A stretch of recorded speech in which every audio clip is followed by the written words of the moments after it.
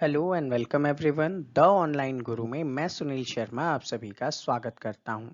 आज के इस सेशन में हम 8 से लेकर 14 ऑफ मई 2022 से रिलेटेड कुछ इम्पॉर्टेंट करंट अफेयर्स को देखेंगे जो कि आपके इन वेरियस एग्जामिनेशंस में हेल्प करने वाले हैं। ये इम्पॉर्टेंट टॉपिक्स कौन कौन से हैं तो देखिए, रशिया में रिसेंटली विक्ट्री डे सेलिब्रेट किया गया। इंडिया की तरफ से यूनाइटेड नेशंस में हिंदी को प्रमोट करने के लिए कंट्रीब्यूशन किया गया। पुलित्जर प्राइज अभी अनाउंस हुए हैं। टोमेटो फ्लू कहाँ पे देखने को मिला आपको, कोप 15 के बारे में जानेंगे। नेशनल टेक्नोलॉजी डे हमने सेलिब्रेट किया। रोलैंड बुक प्राइज के बारे में देखेंगे, पीएम वाणी के बारे में देखेंगे और भी ऐसे बहुत सारे इंपॉर्टेंट टॉपिक्स जो आपके एग्जाम में आने के पोटेंशियल रखते हैं, उन सभी को आज के इस सेशन में हम कवर करेंगे। ऐसे ही रेगुलर सेशंस हम आपके लिए लेकर आते हैं, तो उन्हें देखने के लिए चैनल को सब्सक्राइब करके बेल आइकन प्रेस करना मत भूलिएगा। और साथ ही साथ अगर वीडियो पसंद आए तो इसे लाइक और शेयर जरूर कीजिएगा। तो सबसे फर्स्ट न्यूज आपके सामने आती है कि रशिया ने 9th ऑफ मई के दिन विक्ट्री डे को सेलिब्रेट किया। अब ये जो विक्ट्री डे है ये लोग क्यों सेलिब्रेट करते हैं तो देखिए, सोवियत यूनियन, क्योंकि रशिया का विभाजन होने के पहले ये यूएसएसआर या फिर सोवियत यूनियन के रूप में जाना जाता था। उस समय सोवियत यूनियन ने क्या किया था, नाजी सेना को, जो कि जर्मनी की सेना थी, वर्ल्ड वॉर सेकेंड के टाइम पीरियड में हराया था। तो वहां पे इन्होंने क्या की, जर्मनी के ऊपर जीत हासिल की। उसी को सेलिब्रेट करते हुए विक्ट्री डे को ये लोग सेलिब्रेट करते हैं। पूरा इंसिडेंट क्या था, तो पूरा इंसिडेंट कुछ ऐसा था कि भाई जून 22 1941 को जर्मनी की जो सेना है वो सोवियत यूनियन में इन्वेजन करना स्टार्ट करती है, अपना हमला स्टार्ट करती है। ये जो ऑपरेशन इन्होंने चलाया था उसका कोड नेम इन्होंने रखा था बारबेरोसा। किसने रखा था, जर्मनी ने रखा था बारबेरोसा। और इसका मतलब इन्होंने क्या कोड किया था कि हम लोगों को सोवियत यूनियन पे हमला करना है। अब चूंकि आप जानते हैं जर्मनी की नाजी सेना है, तो इसके हेड कौन होंगे, तो ऑब्वियस है इसके हेड हिटलर थे। अब हिटलर की नाजी सेना ने बारबेरोसा नाम के ऑपरेशन के थ्रू यूएसएसआर के ऊपर हमला शुरू किया। लेकिन इन लोगों ने इतना आइडिया नहीं लगाया था कि ये जो वॉर है वो 3 मंथ से ज्यादा लंबा चलेगा। अब चूंकि 3 मंथ से ज्यादा लंबा चलेगा ऐसा इन्होंने अज्यूम नहीं किया था, इस वजह से इन्होंने सर्दी या ठंड से बचने के कोई भी इंतजाम नहीं किए थे। और आप सभी जानते हैं कि जर्मनी के रीजन में जो ठंड पड़ती है वो इनके लिए हानिकारक साबित हुआ। अब चूंकि जर्मनी की सेना जो है इस ठंड को नहीं झेल पाई, इस वजह से ये लोग क्या हो गए, हार गए। इनकी सेना कोलैप्स कर गई और यूएसएसआर या फिर सोवियत यूनियन यहाँ पे इस वॉर को जीत जाता है। तो सबसे पहली बार विक्ट्री डे ये कब सेलिब्रेट किए थे, तो 1965 में जो सोवियत लीडर थे लियोनिड ब्रेजनेव, उनके थ्रू इन्होंने क्या किया था, इस डे को सबसे पहले सेलिब्रेट किया था। अब रिसेंटली इवेंट क्या किया जाता है, तो रिसेंटली रशिया के मॉस्को में एक मिलिट्री परेड की जाती है और व्लादिमीर लेनिन का जो टॉम्ब है वहां पे ये लोग उस परेड के सलामी लेते हैं। इस टाइप के वेरियस इंसिडेंट वहां पे किए जाते हैं। तो आपसे रिलेटेड इंपॉर्टेंट यही होगा कि 9th ऑफ मई को विक्ट्री डे रशिया सेलिब्रेट करता है जर्मनी के नाजी सेना को हराने के उपलक्ष्य में। जर्मनी ने यूएसएसआर या सोवियत यूनियन पे जब अटैक किया था, हिटलर के थ्रू अटैक किया था और इसका जो कोड नेम रखा था वो रखा था बारबेरोसा। अगली न्यूज आती है कि रनिल विक्रमसिंघे जो हैं वो श्रीलंका के 26th प्राइम मिनिस्टर के रूप में शपथ ग्रहण करते हैं। अब श्रीलंका में प्रेजेंटली जो सिनेरियो चल रहा है वहां पे इकोनॉमिक क्राइसिस है और उसी इकोनॉमिक क्राइसिस में इन्होंने यहाँ पे पीएम की शपथ ली है। इन्होंने किसे रिप्लेस किया है, तो पुराने जो पीएम थे महिंद्र राजपक्षे, इन्होंने क्या कर दिया था, रिसेंटली अपने पोस्ट से रिजाइन कर दिया था कि भाई प्रेजेंट सिनेरियो को हम फेस नहीं कर सकेंगे। और उन्होंने ऐसा कहते हुए क्या किया, अपने पीएम पद से इस्तीफा दे दिया। तो वहां के जो प्रेसिडेंट है, जो कि पीएम को वहां पे शपथ कौन दिलाते हैं, प्रेसिडेंट दिलाते हैं। तो श्रीलंका के प्रेसिडेंट कौन है, तो गोटाबाया राजपक्षे जो हैं वो कौन है, वहां के प्रेसिडेंट हैं। इन्होंने क्या किया, रनिल विक्रमसिंघे को 26 पीएम के रूप में शपथ दिलाई। अब रनिल विक्रमसिंघे कौन सी पार्टी से हैं, तो देखिए ये यूनाइटेड नेशन पार्टी के हेड के रूप में जाने जाते हैं। और यूनाइटेड नेशन पार्टी जो है श्रीलंका में ऑपोजिशन पार्टी के रूप में जाना जाता था जब महेंद्र राजपक्षे पीएम हुआ करते थे। तो चूंकि ऑपोजिशन पार्टी के पास ज्यादा मेजॉरिटी थी इनके रिजाइन करने के बाद, तो इन्हें ही क्या कर दिया गया, पीएम के रूप में अपॉइंट कर दिया गया है। अब अगर बात करें रनिल विक्रमसिंघे के बारे में, तो ऐसा नहीं है कि ये पहली बार श्रीलंका के पीएम बने हैं। ये ऑलरेडी 4 बार श्रीलंका के पीएम बन चुके हैं और अब इनका कौन सा टेन्योर है, तो 5th टेन्योर इनका हो जाएगा। 5वीं बार ये श्रीलंका के पीएम बने हैं। नेक्स्ट न्यूज आपके सामने आई कि 2022 का टेम्पलेटन प्राइज जो है ये अवार्ड दिया गया फ्रैंक विल्सेक को, जो कि क्या है, एक फिजिसिस्ट हैं और इन्होंने पहले नोबेल प्राइज भी जीता हुआ है। अभी प्रेजेंटली ये ऑथर, प्रोफेसर और एरिजोना यूनिवर्सिटी के अंदर वर्क करते हैं। तो याद क्या रखेंगे, टेम्पलेशन प्राइज रखेंगे। फ्रैंक विल्सेक को ये प्राइज दिया गया है। अब अगर बात करें तो फ्रैंक विल्सेक जो है वो इस प्राइज को अचीव करने वाले 6th नोबेल लॉरिएट हैं। मतलब ऐसे पर्सन जिनको ऑलरेडी नोबेल प्राइज मिल चुका है उन्होंने ये प्राइज अचीव किया है। तो ऐसा करने वाले ये 6th पर्सन है। इन्हें नोबेल प्राइज कब मिला था, तो भैया इनको 2004 में नोबेल प्राइज मिला था। ठीक है, इन्होंने asymptomatic freedom in the strong interaction theory दी थी, जिस वजह से इन्हें नोबेल प्राइज दिया गया था। ये जो अवार्ड है ये अवार्ड कौन देता है, तो देखिए जॉन टेम्पलेटन फाउंडेशन जो है वो इस अवार्ड को देता है। कौन देता है, जॉन टेम्पलेटन फाउंडेशन ये अवार्ड देता है। और कब से दे रहा है, 1980 से दिए जा रहा है, क्योंकि 1980 में इसका फील्ड बदल दिया गया था। ठीक है, पहले ये जो अवार्ड था वो रिलीजन के लिए दिया जाता था और जो फर्स्ट पर्सन थी जिन्हें ये अवार्ड मिला था 1973 में। पहला अवार्ड कब मिला, 1973 में मिला।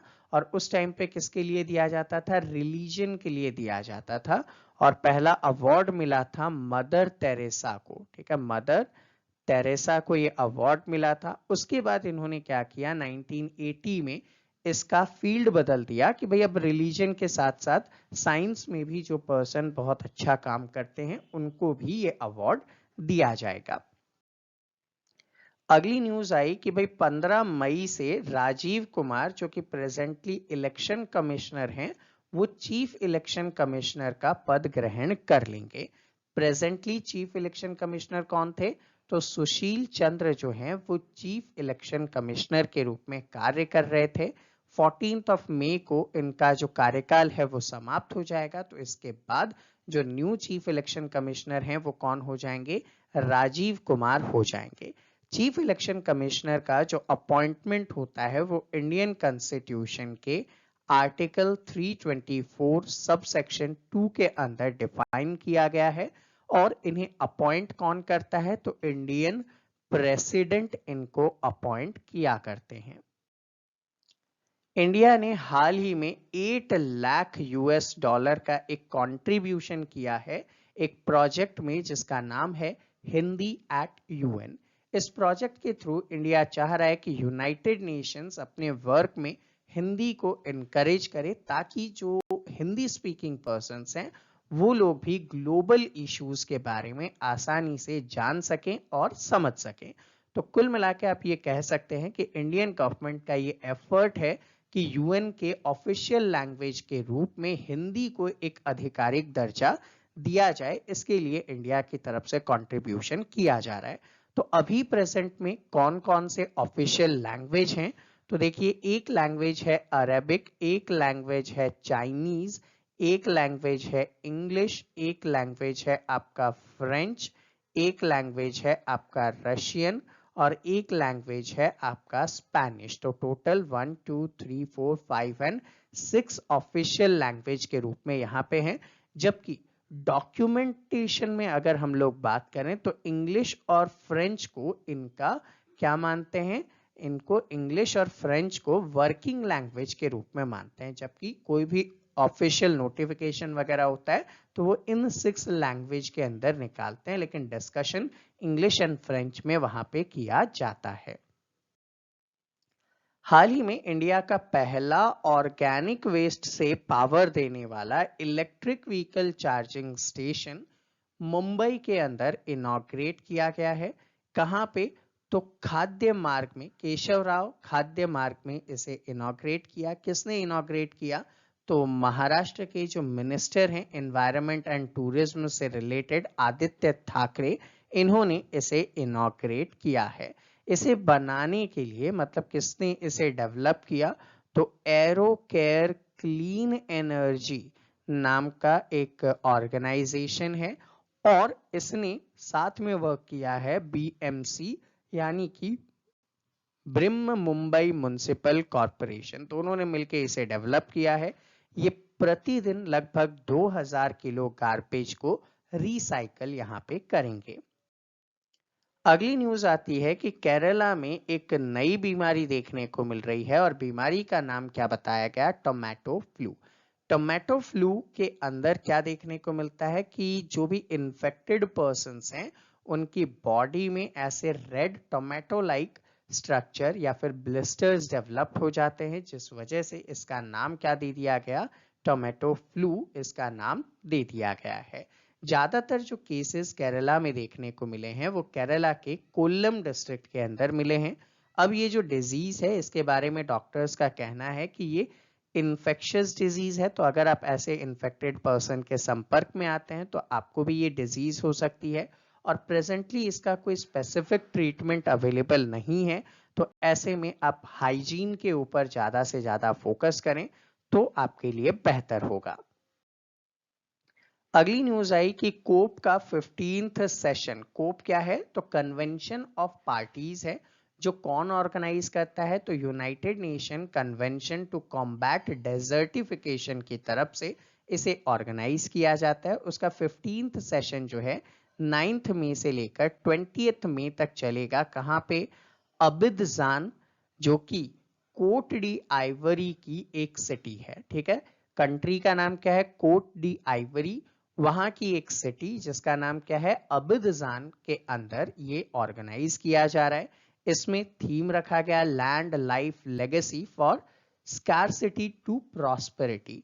इनका जो मेन मोटिव क्या है, इनका मेन मोटिव है कि भाई डेजर्टिफिकेशन को रोका जाए, डेजर्टिफिकेशन को रोका जाए यानी कि मरुस्थल के विस्तार को यहाँ पे रोका जाए। इस मीटिंग के अंदर इंडिया को रिप्रेजेंट करने के लिए इंडिया के जो यूनियन मिनिस्टर हैं एनवायरनमेंट, फॉरेस्ट और क्लाइमेट चेंज के, भूपेंद्र यादव जी, इन्होंने पार्टिसिपेट किया था। अगली न्यूज आती है कि 11 मई को हम लोग नेशनल टेक्नोलॉजी डे के रूप में सेलिब्रेट करते हैं। अब नेशनल टेक्नोलॉजी डे हम लोग पोखरण सेकंड न्यूक्लियर टेस्ट जो हमने मई 1998 में किया था उसी को सेलिब्रेट करने के लिए करते हैं। यहाँ पे आप सभी जानते हैं कि इंडिया को न्यूक्लियर पावर केपेबल बनाने के लिए हम लोगों ने वहां पे न्यूक्लियर टेस्ट किया था। और ये जो पोखरण सेकंड न्यूक्लियर टेस्ट था इसका कोड वर्ड क्या रखा गया था, तो इसका कोड वर्ड रखा गया था ऑपरेशन शक्ति। तो ऑपरेशन शक्ति कोड नेम के थ्रू इसे कंडक्ट किया गया था। इसके पहले भी हम लोग एक न्यूक्लियर टेस्ट कर चुके थे पोखरण में और ये हमने 1974 में किया था। ठीक है, और इसका कोड वर्ड क्या रखा गया था, स्माइलिंग बुद्धा। ठीक है, स्माइलिंग बुद्धा इसका हमने कोड वर्ड रखा था। अब यहाँ पे ये जो टेस्ट हुआ था इसमें मेन की पर्सन कौन थे, तो डॉक्टर एपीजे अब्दुल कलाम थे जिन्होंने ये सारा मैनेजमेंट किया था। यहाँ पे टोटल 5 न्यूक्लियर टेस्ट एक साथ कंडक्ट किए गए थे, तो वो आप लोगों के लिए इंपॉर्टेंट है। नेक्स्ट न्यूज आती है, कैटलिन नोवाक को इलेक्ट किया गया है first female president of Hungary. तो हंगरी नेशन की पहली महिला राष्ट्रपति के रूप में कैटोलिन नोवाक जो है वो इलेक्ट हुई है। ये जो है हंगरी की यंगेस्ट प्रेसिडेंट भी हो जाएंगी जस्ट बिकॉज सिर्फ 44 इयर्स इनकी एज है। इन्होंने किसे रिप्लेस किया है, ठीक है, तो किसे रिप्लेस किया है, तो नाम हो जाएगा जोनास एडर को इन्होंने रिप्लेस करते हुए प्रेसिडेंट के रूप में वहां पे सिलेक्ट हुई हैं। हाल ही में न्यूज आई कि यून सुकियोल, ठीक है, नाम थोड़े से विचित्र है, अलग अलग नेशंस के हैं, तो यून सुकियोल जो है वो नए प्रेसिडेंट बन गए हैं साउथ कोरिया के। साउथ कोरिया के अंदर सियोल नेशनल असेंबली में इन्हें प्रेसिडेंटशिप की शपथ दिलाई गई थी। अब यहाँ पे अगर इनके बारे में बात करें तो इन्होंने किसे रिप्लेस किया, तो इन्होंने मून जेई इन को रिप्लेस किया है। किसे रिप्लेस किया, मून जेई इन को रिप्लेस किया है। और ऐसा करके ये क्या बन गए हैं, वहां के 12th प्रेसिडेंट बन गए हैं। मून जेई इन कौन थे, तो ये 11th प्रेसिडेंट वहां के जाने जाते थे। हाल ही में एक बंगाली ट्रांसलेशन बुक है फ्रेंच नॉवेल का। फ्रेंच नॉवेल नाम क्या था, मेरूसोल्ट कॉन्टर इनिक्वेटे, यानी कि द मेरूसोल्ट इन्वेस्टिगेशन नाम की एक नॉवेल थी, जिसको कि ईशा चैटर्जी ने यहाँ पे पब्लिश किया। और पत्र भारती एंड त्रिंजन चक्रवर्ती जो कि पत्र भारती से हैं, इन्होंने इसका ट्रांसलेशन किया। तो इसी ट्रांसलेशन वर्क के लिए इन्हें रोमेन रोनाल्ड बुक प्राइज 2022 का अवार्ड दिया गया। ठीक है, तो रोमेन रोनाल्ड बुक प्राइज किन्हें दिया गया, ईशा चैटर्जी एंड त्रिंजन चक्रवर्ती को ये दिया गया है। इन्होंने क्या किया, एक फ्रेंच नॉवेल जिसका नाम था मेरिसोल्ट इन्वेस्टिगेशन, उसे बंगाली के अंदर ट्रांसलेट किया था। अगली न्यूज आती है कि प्राइम मिनिस्टर ऑफ इंडिया की तरफ से ये अनाउंस किया गया पीएम वाणी स्कीम। पीएम वाणी स्कीम जो है वो क्या है, wifi access network interface. Prime minister wifi access network interface जो कि रेलटेल ने यहाँ पे लॉन्च किया है। अब इसके थ्रू क्या किया जाएगा, तो रेलवे स्टेशन पे आपने देखे होंगे कि आपको वहां पे फ्री वाईफाई अवेलेबल किया जाता है, तो उसी फ्री वाईफाई के थ्रू आप लोग यहाँ पे वर्क कर सकेंगे। तो इसके लिए डिपार्टमेंट ऑफ टेलीकॉम वर्क करेगी और आपको ब्रॉडबैंड फैसिलिटी वहां पे एक्सेस करवाएगी। इसके लिए सी डॉट यानी कि centre for development of telematics जो है वो टेक्निकल काम आपके लिए अवेलेबल करवाएगी। फर्स्ट फेज में यहाँ पे 100 रेलवे स्टेशंस में आपको ऐसे इंटरनेट अवेलेबल करवाए जाएंगे। नेक्स्ट न्यूज आती है कि पुलित्जर प्राइज 2022 अनाउंस कर दिया गया। अब ये जो पुलित्जर प्राइज है ये कब से, तो 1917 से दिया जाता है। एक पर्सन थे जोसेफ, पर्सन का नाम क्या है, जोसेफ पुलित्जर। ठीक है, जोसेफ पुलित्जर जो कि कोलंबिया यूनिवर्सिटी में अपनी विल देकर गए थे। तो उनकी विल या वसीयत के हिसाब से कोलंबिया यूनिवर्सिटी क्या करती है, 21 फील्ड में पुलित्जर प्राइज देती है। ये फील्ड क्या क्या हो सकते हैं, ये ड्रामा, जर्नलिज्म, म्यूजिक, बुक वगैरह के लिए दिया जाता है। तो इसमें इंपॉर्टेंट तो होगा इंडियन पर्संस के नेम, तो इंडियन में इरशाद मत्तो, अमित दवे, अदनन अबीदी और दानिश सिद्दीकी को, जो कि रूटर्स के लिए फोटोग्राफिक जर्नलिस्ट थे, तो उनको ये अवार्ड दिया गया है। जबकि पब्लिक सर्विसेज में वॉशिंगटन पोस्ट को, ड्रामा में फैट हैम को, बायोग्राफी में Chasing Me to My Grave को एंड हिस्ट्री में कवर्ड विथ नाइट्स को दिया गया है। ये कुछ इंपॉर्टेंट है। टोटल आपको पता है 21 है और 21 के 21 कभी आपसे एग्जाम में नहीं पूछे जाएंगे। तो ये जो इंपॉर्टेंट है वो मैंने आपके सामने प्रेजेंट किया, आप इन्हें इजीली लर्न कर लीजिएगा। नेक्स्ट न्यूज आती है कि मैड्रिड ओपन जो कि 28 अप्रैल से 8 मई को ऑर्गेनाइज किया गया था 2022 में। कहां पे, स्पेन, मैड्रिड के अंदर। और यहाँ पे जो टूर्नामेंट हुए थे, बेसिकली ये टेनिस से रिलेटेड टूर्नामेंट होते हैं। तो मेंस सिंगल किसने जीता, कार्लोस अल्कराज ने जीता। वुमेन सिंगल किसने जीता, ऑन्स जैबियर ने जीता। मेंस डबल किसने जीता? वॉल्से कुलफॉफ। और किसने जीता?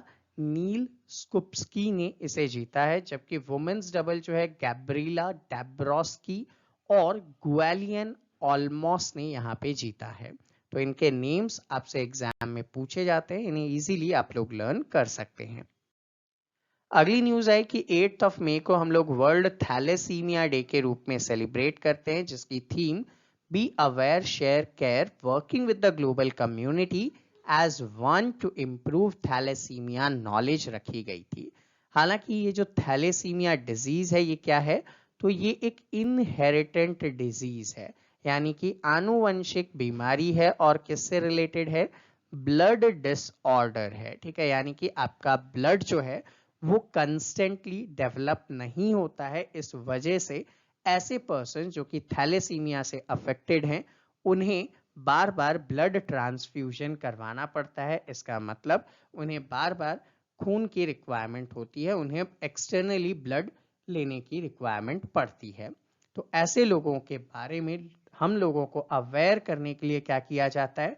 वर्ल्ड थैलेसीमिया डे सेलिब्रेट किया जाता है, ताकि लोगों को मोटिवेट किया जा सके कि वो लोग ब्लड डोनेशन एटसेट्रा से रिलेटेड वर्क यहाँ पे करें, ताकि इनकी लाइफ इजीली निकल सके।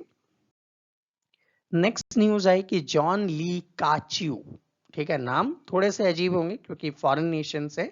जॉन ली काउचियू जो है ये फॉर्मर सेक्रेटरी चीफ थे, अब इन्हें हांगकांग का अगला लीडर बना दिया गया है। ठीक है, तो हांगकांग के एग्जीक्यूटिव बन चुके हैं ये।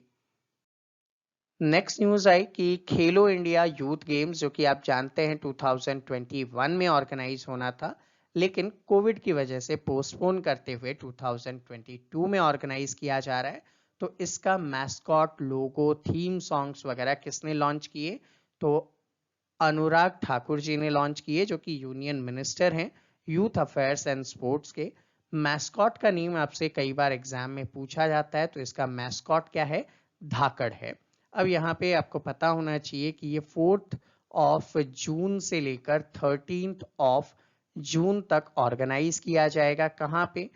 पंचकुला के अंदर ऑर्गेनाइज किया जाएगा। जबकि इसके पहले 2018 वाला जो था वो दिल्ली में ऑर्गेनाइज किया गया था, ये फर्स्ट गेम था। ठीक है, इसी के बाद 2019 में पुणे में ऑर्गेनाइज किया गया था, ये सेकंड गेम था। फिर 2020 के अंदर गुवाहाटी में ऑर्गेनाइज किया गया था, थर्ड गेम था। फोर्थ गेम जो कि 2021 में होना था लेकिन 2022 में होगा, रीजन कोविड था। और ये कहाँ पे ऑर्गेनाइज किया जाएगा? पंचकुला के अंदर ऑर्गेनाइज किया जाएगा। यहाँ पे कुछ नए स्पोर्ट्स ऐड किए गए हैं जिनके बारे में आप ऑलरेडी पढ़ चुके हैं। ये स्पोर्ट्स कौन कौन से हैं? थांगता है। ये स्पोर्ट्स कौन से हैं? गतका है। ये स्पोर्ट्स कौन सा है? मल्लखंब है। और कौन सा है? कलारी पयत्तू। ठीक है, कलारी पयत्तू है। एंड योगासना को इसमें न्यू स्पोर्ट्स के रूप में क्या किया गया था? ऐड किया गया था। तो टोटल 5 न्यू स्पोर्ट्स यहाँ पे इंक्लूड किए गए हैं। तो स्टूडेंट, ये था हमारा आज का सेशन। आई होप आप सभी को इजीली समझ में आया हो। फिर भी अगर कोई डाउट या कोई क्वेरी है तो आप नीचे कमेंट सेक्शन में कमेंट कर सकते हैं। विद इन 24 आवर्स आपके सभी डाउट एंड क्वेरीज को रिजॉल्व किया जाएगा। अगर आप हमारे साथ जुड़कर RIMC RMS ऑल इंडिया सैनिक स्कूल एंट्रेंस या फिर जवाहर नवोदय विद्यालय एंट्रेंस की प्रिपरेशन करना चाहते हैं तो दिए गए नंबरों पे व्हाट्सएप के थ्रू आप डिटेल्स ले सकते हैं। तो मिलते हैं आपसे अगले सेशन में, तब तक के लिए जय हिंद।